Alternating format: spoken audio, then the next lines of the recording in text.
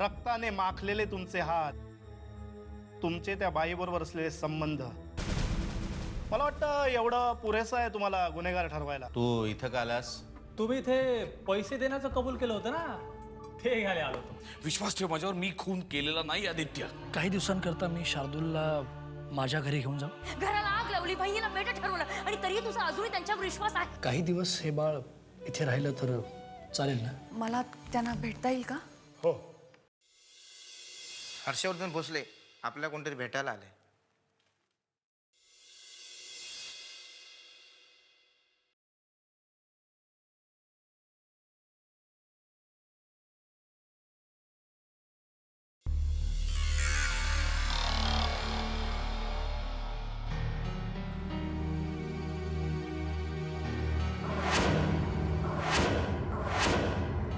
असावरी मी खरंच काही केलेलं नाहीये. मी मी मी मी खरं सांगतो, मी खरंच काही केलेलं नाहीये. त्या बाईचा माझा काही संबंध नाहीये. ते मूल माझं नाहीये. हा खून सुद्धा मी केलेला नाही. असावरी मी शपथ घेऊन सांगतो तुला, मी काहीच नाही केलेलं. मला फसवलं आहे. मला हा सापळा आहे कोणीतरी रचलेला, मला फसवण्यात आलाय. असावरी माझा काही संबंध नाही या सगळ्याशी. मला माहिती आहे तुला खूप राग आला असेल माझा.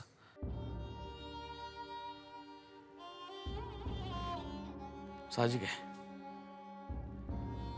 तुला मी वाटेल तसं बोललो, तुझ्याकडे डिवोर्स मागितला.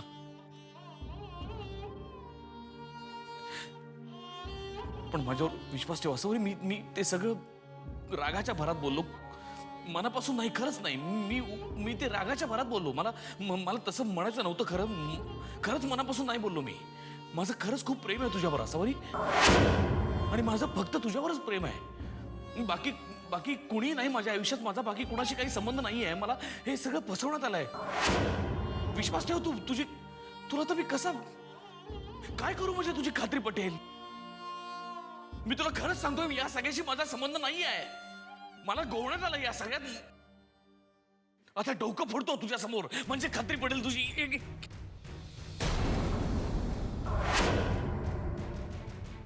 एवढं सगळं करायची गरज नाहीये.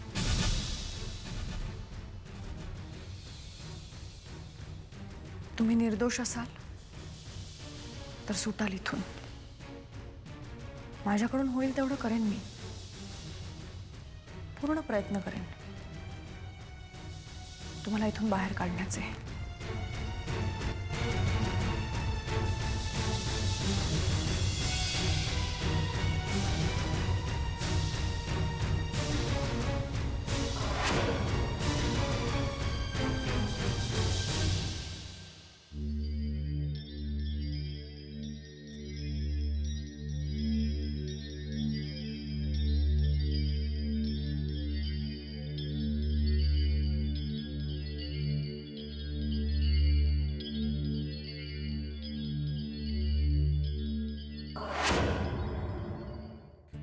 ते काल होम मिनिस्टरचा फोन येऊन राहिला. काय म्हणाले साहेब? ते काय आपण विदर्भाच्या विकासासाठी त्यांच्याकडे काही मागण्या केल्या होत्या. काही परदेशी कंपनी आहेत, त्यांना आपल्या कंपन्यांबरोबर इथं येऊन काही टायअप करायचं आहे. म्हणजे कसं आहे, त्यामुळे बेरोजगारांना काम मिळेल. पोरं आपली इकडे तिकडे डिग्र्या घेऊन फिरत असतात, त्यांना पण काम मिळेल नाही का. पण दादा, त्याच्यात आपला काय फायदा आहे? आता दरवेळेला फायदा आणि तोटा बघायचा नसतो राजा. हा, हे सगळं आपण कशासाठी करतोय? आपल्या मातीसाठी, मग आपल्या पोरांसाठी करतो ना. आणि या प्रोजेक्टसाठी जी जमीन लागणार आहे ती पण आपण द्यायची आहे त्यांना. ठीक आहे दादा, जशी तुमची इच्छा. पण मी काय म्हणतो, हे अग्रीमेंट साईन करायच्या अगोदर त्यांच्याकडनं काही अटी मान्य करून घेऊया आपण. म्हणजे तशी लिगल नोटीसही बनवूया. काय आपल्या मनामध्ये चांगला हेतू असतो, पण लोकांचा काही भरोसा नाही. ते फक्त पैशाचा विचार करतात कधी कधी. इंग्रज नाही का, आपल्याकडे व्यापारासाठीच आले, पण 150 वर्ष राज्य करून गेले. या परदेशी कंपन्यांचा काही भरोसा नाही दादा. नाही, ठीक आहे ठीक आहे, तुला विचारल्याशिवाय कुठल्याही ॲग्रीमेंटवर मी सही करणार नाही. हा, ठीक आहे. काय आधी प्रोजेक्ट तर आपलं सँक्शन होऊ दे. 2 दिवसांनी तिकडे मीटिंग लागले, अमेरिकेत जावं लागणार आहे. एवढं लगेच? आता म्हणून तर फोन आला होता. मी पण इकडे विचार करून राहिलो. शार्दूल पण इकडे एकटा आहे. अवस्था अशी त्याची. नेहा सुद्धा तिकडे अष्टीला जाऊन बसले, ती पण प्रेग्नंट आहे. नाही म्हणजे हे सगळं मलाच करायला पाहिजे. पण नाही दादा, तुम्ही काही काळजी करू नका. तुम्ही निश्चिंत होऊन जावा, मी सांभाळतो सगळं. एक असं करतो, नेहाला पण इथंच बोलावून घेतो. हा, चालेल. बाकी सगळं तू सांभाळशील. हा. ते तिकिटाचं बघतो मी सगळं. तेवढं बघून टाक. हं? येऊ या. चला.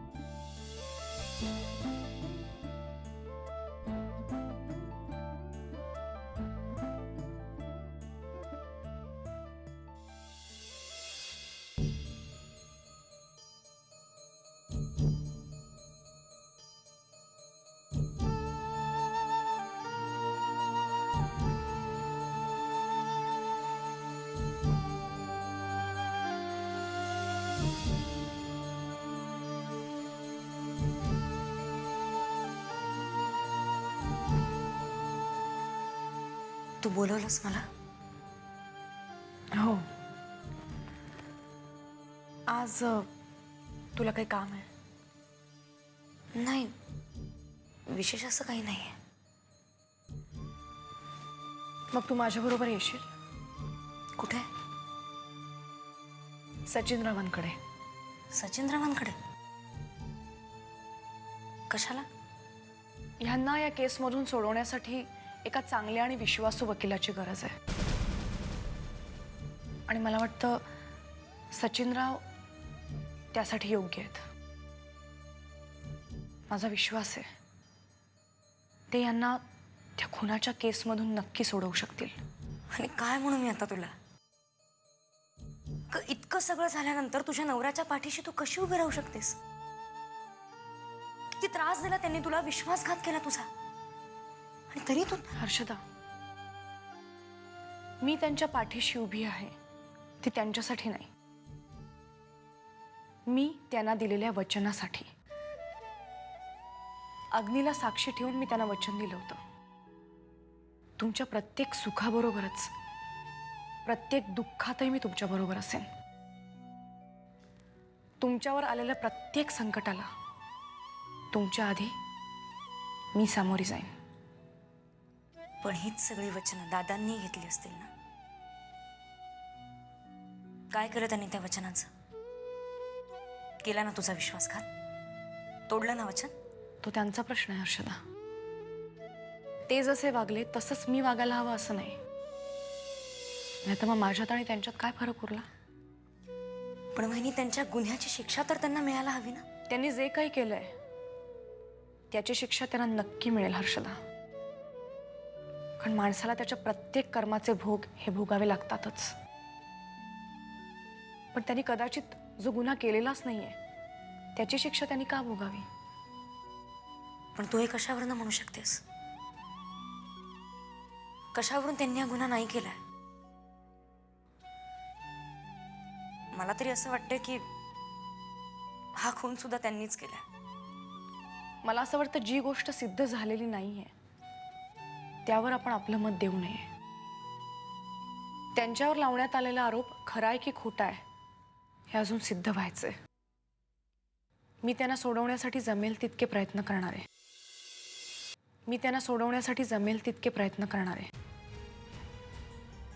पण मी त्यासाठी कोणावर जोर जबरदस्ती करणार नाहीये. तुझी इच्छा असेल तरच तू माझ्याबरोबर ये, नाहीतर मी एकटी जाईन.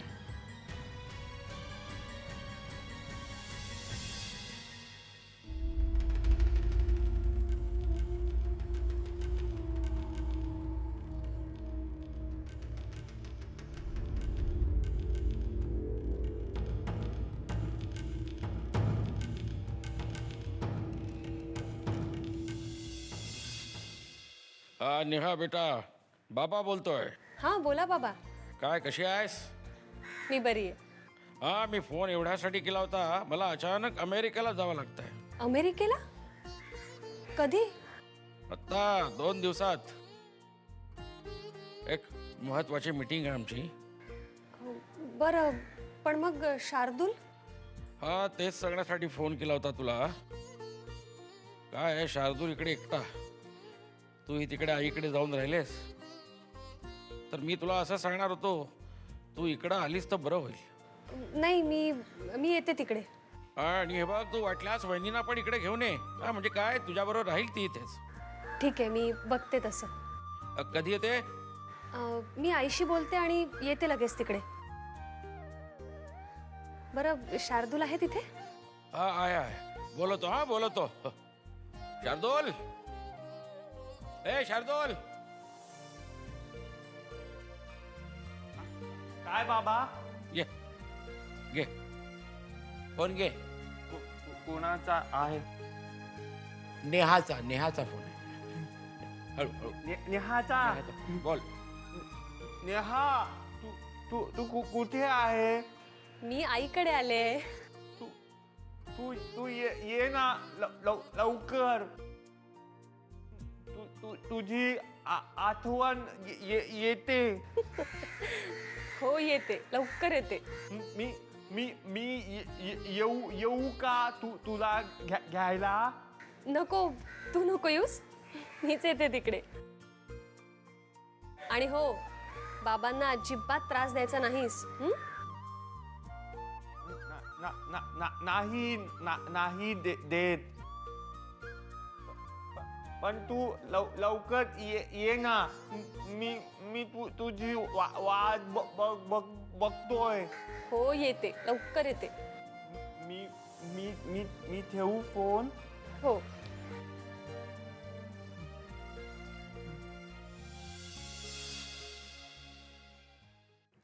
बाबा, नेहा येते. हो हो. नेहा येते. बाबा, नेहा येते.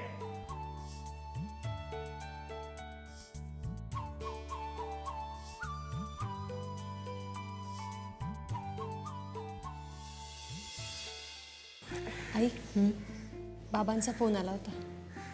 का ग, तिथे ठीक आहे ना सगळं? हो ठीक आहे, पण त्यांना जरा बाहेर जावं लागणार आहे. कुठे? अमेरिकेला. का? माहिती नाही, कसली तरी मीटिंग आहे म्हणाले. हां हां. मग? मग काही नाही, तू परत येशील का म्हणत होते.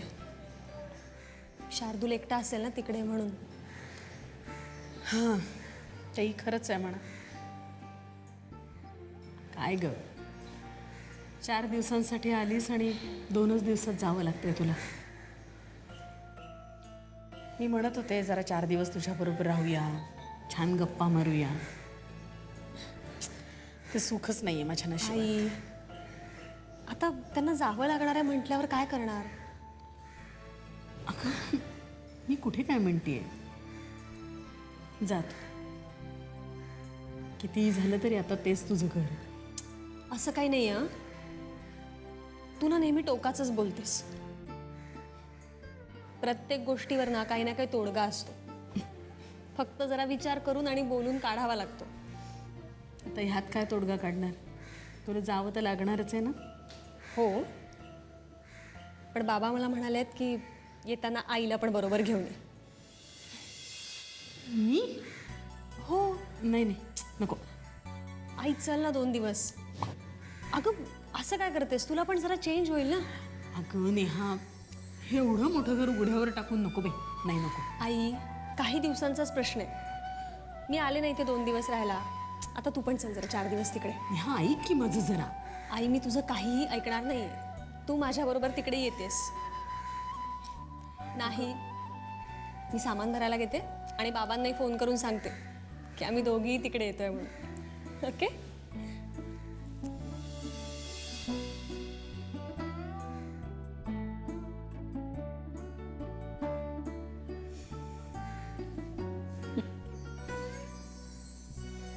आता असंच होणार.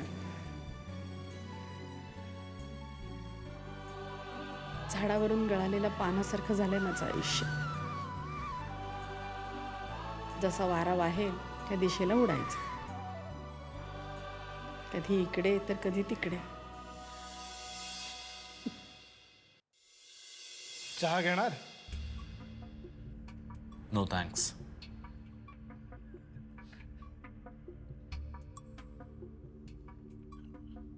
भोसले, तुम्ही त्या बाईचा खून का केलात?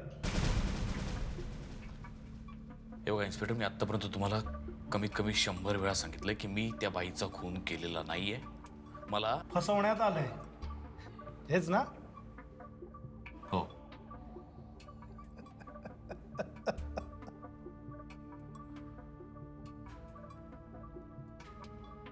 कसं आहे मिस्टर भोसले, सगळे पुरावे तुमच्या विरोधात आहेत, पण तुम्ही ते मान्य करत नाही आहात. तुम्ही खोटं बोलून वेळ फुकट घालवताय, तुमचा आणि माझाही. तुम्ही सगळं कबूल करून टाका. कबुली जबाब दिलात तर कोर्टाला सांगून तुमची शिक्षा कमी करून घेईन मी. तुम्हाला काय वाटतं, तुमच्या या अशा नाटकी बोलण्याला फसून मी न केलेल्या गुन्ह्याची कबुली देईन? कायदा मला सुद्धा कळतो इन्स्पेक्टर. आज मी इथे आहे त्याचं कारण मला फसवण्यात आलंय म्हणून. अदरवाईज माझ्या नावाचं अटक वॉरंट काढण्याची सुद्धा हिंमत नाही केली आजपर्यंत कोणी.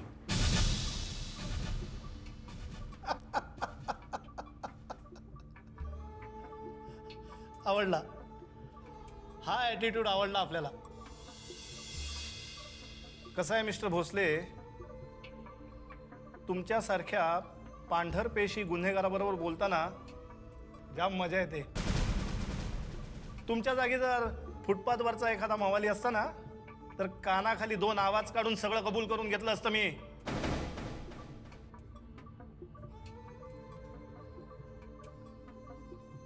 पण नाही, तुमच्या बाबतीत सध्या तरी तसं करू इच्छित नाही मी. हा, अर्थात तुमचा ॲटिट्यूड असाच राहिला तर तीही वेळ येईल लवकरच. धमकावताय मला, धमकावताय. एक गोष्ट विसरू नका इन्स्पेक्टर, माझ्यावरचा आरोप अजून सिद्ध झालेला नाही, आणि तो होत नाही तोपर्यंत तुम्ही माझ्या अंगाला हात सुद्धा लावू शकत नाही. ठीक आहे, पण ती वेळ आज ना उद्या येणारच आहे. मला तरी असं वाटतं की तुम्ही जर हे सगळं कबूल केलं तर तुम्हाला होणारा त्रास कमी होऊ शकतो. भोसले, तुम्ही खून का केलात? तुमचा प्रॉब्लेम काय आहे? तुम्ही एकच प्रश्न मला सतत का विचारताय? मी तुम्हाला सांगितलं मी तो खून केलेला नाही. त्या बाईने माझ्यावरती जो खोटा आरोप लावला होता त्याबद्दल बोलणी करण्याकरता मी तिच्या घरी गेलो होतो, तेव्हा तिच्या पाठीत ऑलरेडी कुणीतरी चाकू खुपसला होता आणि फसलो मात्र मी. आणि मला माहिती आहे इन्स्पेक्टर, हे सगळं करण्यामध्ये त्या खैरमोडेचा हात आहे.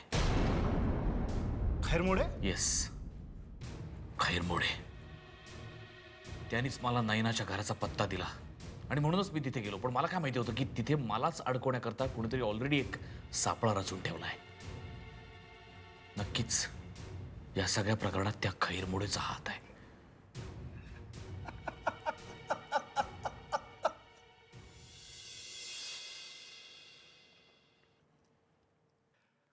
असल्या कथा खूप वाचल्यात पुस्तकात, पण त्या पुस्तकातच चांगल्या वाटतात.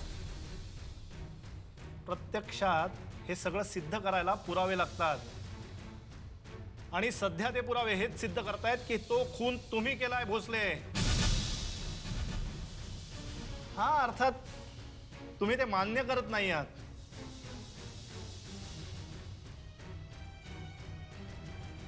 एनिवे, अजून विचार करा, नंतर बोलू आपण. कदाचित तुमचा विचार बदलेल आणि तुम्ही स्टेटमेंट पण बदलाल. नाही इन्स्पेक्टर, माझं स्टेटमेंट जे होतं तेच राहणार. मी हा खून केलेला नाही, मला यात फसवण्यात आलेलं आहे, आणि माझी खात्री आहे की कोर्टात सुद्धा असंच सिद्ध होईल.